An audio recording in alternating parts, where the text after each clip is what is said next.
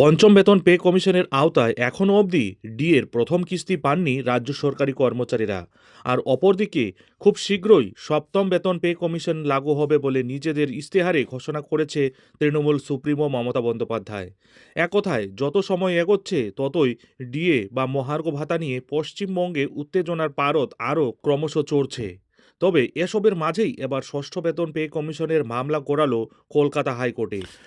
একদমই ঠিক শুনেছেন, সম্পূর্ণ বিষয়টি ডিটেলসে আলোচনা করব। তার আগে চ্যানেলে নতুন হলে চ্যানেলটিকে সাবস্ক্রাইব করে বেল আইকনটি বাজিয়ে অল নোটিফিকেশন অন করে দিন এই ধরনের ডিএ সম্পর্কিত ছোট বড় আপডেট ঠিক সময় মতো পেতে।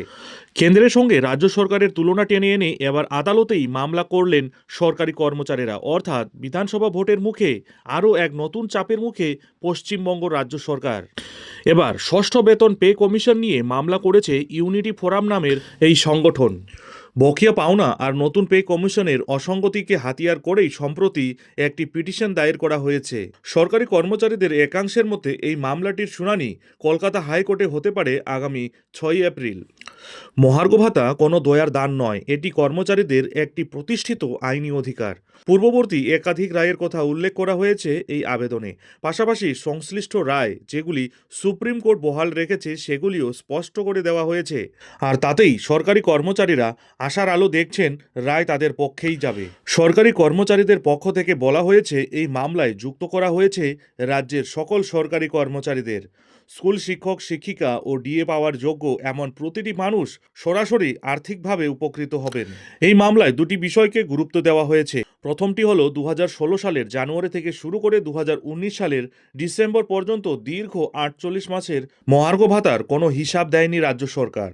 দ্বিতীয়টি হলো রোপা 2019 কার্যকর হওয়ার পরে সেখানে মহার্ঘ ভাতার কোনো উল্লেখই রাখা হয়নি। মামলাকারীদের দাবি বর্তমান ডিএকে অবশ্যই নতুন পে কমিশনের অন্তর্ভুক্ত করতে হবে। বন্ধুরা, আপনারা জানেন সুপ্রিম কোর্টে রাজ্য সরকারি কর্মচারীদের ডিএ নিয়ে একটি মামলা চলছে। তার মধ্যে নতুন আরও একটি মামলা কেন, তাই নিয়েও প্রশ্ন উঠতে শুরু করেছে। মামলাকারীদের আইনজীবী জানিয়েছেন যেহেতু নির্দিষ্ট 48 মাসের বকেয়ার কোনো সুরাহা করা হয়নি, তাই ইউনিটি ফোরামের দাবিটি আইনিভাবে সম্পূর্ণ বৈধ। তাই সুপ্রিম কোর্টের মূল মামলার সঙ্গে এই মামলার সরাসরি কোনো সংঘাত নেই বলেও দাবি করা হয়েছে। এই মামলায় ডিভিশন বেঞ্চের দেওয়া পূর্বের নির্দেশনামাও যুক্ত করা হয়েছে। নতুন পিটিশন দেওয়া হলেও পূর্বের রায়ের কপি উল্লেখ করা আছে। বিচারপতি মধুরেজ প্রসাদের ডিভিশন বেঞ্চে এই মামলা দায়ের করা হয়েছে। সংগঠনের তরফে মামলার দাবি করা হয়েছে ষষ্ঠ বেতন কমিশনের প্রথম কিস্তির DA all India consumer price index অনুযায়ী নির্ধারণ করতে হবে। জানিয়ে রাখা ভালো, বর্তমানে কেন্দ্রীয় সরকারি কর্মচারীরা 58% হারে ডিএ পাচ্ছেন। আর সেই একই জায়গায় দাঁড়িয়ে বাংলার রাজ্য সরকারি কর্মচারীরা এতদিনও 18% হারে মহার্ঘ ভাতা পাচ্ছিলেন। তবে রাজ্য বাজেটে আরও 4% ডিএ বৃদ্ধির ঘোষণা করে পশ্চিমবঙ্গ রাজ্য সরকার, অর্থাৎ সরকারি কর্মচারীরা এখন 22% হারে ডিএ পাবেন। তারপরেও কেন্দ্রের সঙ্গে পশ্চিমবঙ্গ রাজ্য সরকারের ডিএর ফারাক 40%, যা নিঃসন্দেহে চোখে পড়ার মতো। অর্থাৎ পঞ্চম বেতন কমিশনের পাশাপাশি এখন ষষ্ঠ বেতন পে কমিশন নিয়েও আইনি লড়াইয়ে ফাঁসল পশ্চিমবঙ্গ রাজ্য সরকার। আবেদনকারীদের বক্তব্য, কেন্দ্রীয় সরকারি কর্মচারীদের তুলনায় এখনও প্রায় 40% কম ডিএ পাচ্ছেন পশ্চিমবঙ্গের লক্ষ লক্ষ রাজ্য সরকারি কর্মচারী এবং পেনশনাররা।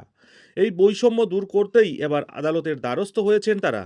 এর আগে পঞ্চম বেতন কমিশনের বকেয়া ডিএ সংক্রান্ত মামলার রায়ে সুপ্রিম কোর্ট স্পষ্ট জানিয়ে দিয়েছিল ভবিষ্যতে ডিএ নির্ধারণ করতে হবে অল ইন্ডিয়া প্রাইস ইন্ডেক্স মেনেই, কিন্তু সেই নির্দেশ বাস্তবায়িত হয়নি বলেই অভিযোগ। এই পরিস্থিতিতে নতুন করে ষষ্ঠ বেতন কমিশনের ক্ষেত্রেও একই নীতি কার্যকর করার দাবিতে কলকাতা হাইকোর্টে মামলা দায়ের করা হয়েছে। এদিকে সূত্রের খবর, আগামী 6 এপ্রিল এই মামলার প্রথম শুনানি হতে পারে, অর্থাৎ বিধানসভা ভোটের মুখে আরও একটা কমিশন সংক্রান্ত মামলা। এদিকে সরকার সপ্তম বেতন পে কমিশন লাগুর বিষয়ে বড় তথ্য দিয়েছে। সরকার ইশতেহারে সপ্তম বেতন পে কমিশন চালুর প্রতিশ্রুতিও দিয়েছে। সরকার জানিয়েছে রাজ্যে নতুন পে কমিশন গঠন করে সরকারি কর্মচারী, শিক্ষক, পেনশনভোগী এবং অনুদানপ্রাপ্ত প্রতিষ্ঠানের কর্মচারীদের বেতন কাঠামোয় সামঞ্জস্য আনা হবে।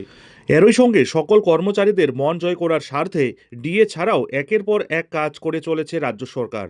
অর্থ বিশেষজ্ঞদের মতে সপ্তম পে কমিশন চালু হলে ডিএ সহ অন্যান্য ভাতা এবং বেতনের গঠন নতুন করে নির্ধারিত হতে পারে। ফলে দীর্ঘমেয়াদে কর্মচারীদের আর্থিক অবস্থার উন্নতির সম্ভাবনা তৈরি হবে। রাজ্যের মাননীয় মুখ্যমন্ত্রী মমতা বন্দ্যোপাধ্যায়ের ইশতেহারে পে কমিশন ছাড়াও একাধিক উন্নয়ন ও প্রতিশ্রুতির কথা উল্লেখ রয়েছে, যা দেখে অনেকের মতে এটা হলো মমতার আসন্ন বিধানসভা বৈতরণী পেরোনোর একটি টোপ। এমনকি তিনি ডিএর প্রতিশ্রুতিও দিয়েছেন যে ডিএ পেতে রাজ্য সরকারি কর্মচারীরা দিনের পর দিন ধরে রোদ বৃষ্টির ঝড়কে উপেক্ষা করে শহীদ মিনারের পাদদেশে এবং কলকাতার রাজপথে আন্দোলন বিক্ষোভ অনশনের মতো একাধিক মারাত্মক কর্মসূচি করে সাথে আইনি লড়াই লড়েও সুপ্রিম কোর্টের নির্দেশের পরেও এখনো পর্যন্ত নিজেদের প্রাপ্যটাই পাচ্ছেন না। সেই ডিএর প্রতিশ্রুতি আবার মমতা বন্দ্যোপাধ্যায় দিচ্ছেন। বন্ধুরা, মমতা বন্দ্যোপাধ্যায়ের এই প্রতিশ্রুতি নিয়ে আপনাদের মূল্যবান মতামত অবশ্যই কমেন্ট বক্সে কমেন্ট করে জানাতে ভুলবেন না। এই মামলা নিয়ে কলকাতা হাইকোর্ট ঠিক কী রায় দেয় তার উপরই নির্ভর করছে রাজ্য সরকারি কর্মচারীদের ডিএ মামলার গতি প্রকৃতি। যদিও সুপ্রিম কোর্ট রাজ্যকে বকেয়া ডিএ মিটিয়ে দেওয়ার কথাই বলেছে।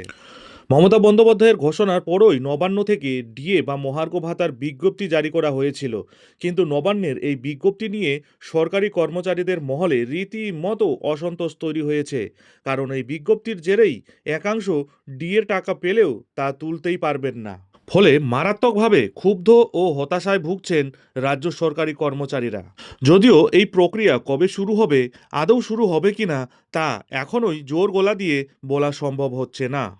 তবে নজর থাকবে সেদিকে। যাই হোক, এখন এখানেই শেষ করছি। এই ধরনের ডিএ সম্পর্কিত ছোট বড় সব আপডেট ঠিক সময় মতো পেতে হলে অবশ্যই চ্যানেলে চোখ রাখুন।